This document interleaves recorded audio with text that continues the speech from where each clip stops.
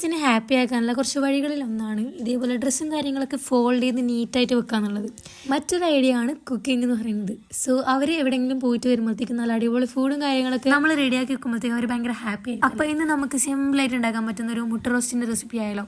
So ആദ്യം കുറച്ച് നെയ്യ് ഒഴിക്കുക, അതിലേക്ക് കുറച്ച് കറി ലീവ്സ് ഇടുക, പിന്നെ ജിഞ്ചറും ഗാർലിക്കും കൂടി ചെറുതായിട്ട് ചോപ്പ് ചെയ്തിട്ടിടാം. പിന്നെ അതേപോലെ ഇളക്കി കൊടുക്കുക. പിന്നെ നമ്മൾ നീളത്തിൽ തിന്നായിട്ട് ചോപ്പ് ചെയ്ത് വെച്ചിട്ടില്ല ഒനിയൻസ് കൂടി ഇതിലേക്ക് ആഡ് ചെയ്ത് കൊടുക്കുക. പിന്നെ അതിലേക്ക് കുറച്ച് സോൾട്ടും കൂടി ഇട്ടിട്ട് നല്ലപോലെ ഒന്ന് വഴറ്റി അത് വാടി വരുന്ന ടൈം ആകുമ്പോഴത്തേക്ക് നമുക്ക് ഇപ്പം മുട്ട പോകുന്ന വെക്കാം. അപ്പോൾ ഞാനിവിടെ 4 മുട്ടയാണ് എടുത്തിട്ടുള്ളത്. കുറച്ച് വെള്ളത്തിൽ ഞാൻ ഇൻഡക്ഷൻ കുക്കറിലാണ് കുക്ക് ചെയ്തെടുക്കുന്നത്. അപ്പോൾ അതവിടെ സെറ്റായി. അപ്പോൾ നമുക്ക് ഉള്ളിലേക്ക് തന്നെ തിരിച്ചു വരാം. സോ ഉള്ളിലേക്ക് ഞാൻ കുറച്ച് ചോപ്പ് ചെയ്ത് വെച്ച ചില്ലി കൂടി ആഡ് ചെയ്യുന്നുണ്ട്.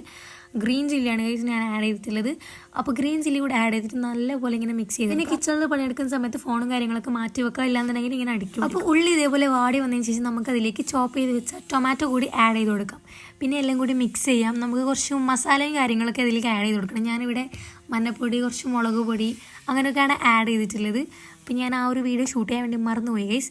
പിന്നെ അതിലേക്ക് കുറച്ച് വെള്ളം കൂടി ഒഴിച്ചു കൊടുക്കാം. അപ്പോൾ ഏകദേശം നമ്മളെ മുട്ട റോസ്റ്റിൻ്റെ കാര്യങ്ങളൊക്കെ ആയിട്ടുണ്ട് ഗൈസ്. പിന്നെ നമ്മൾ പൂങ്ങി വെച്ച മുട്ട എടുത്തിട്ട് നമ്മൾക്ക് ഈ മസാലയിലേക്ക് ആഡ് ചെയ്തിട്ട് നല്ലപോലെ ഇങ്ങനെ മിക്സ് ചെയ്ത് കൊടുക്കാം ഗൈസ്. അപ്പോൾ നമ്മളെ ടേസ്റ്റ് ആയിട്ടുള്ള മുട്ട റോസ്റ്റ് റെഡിയായി.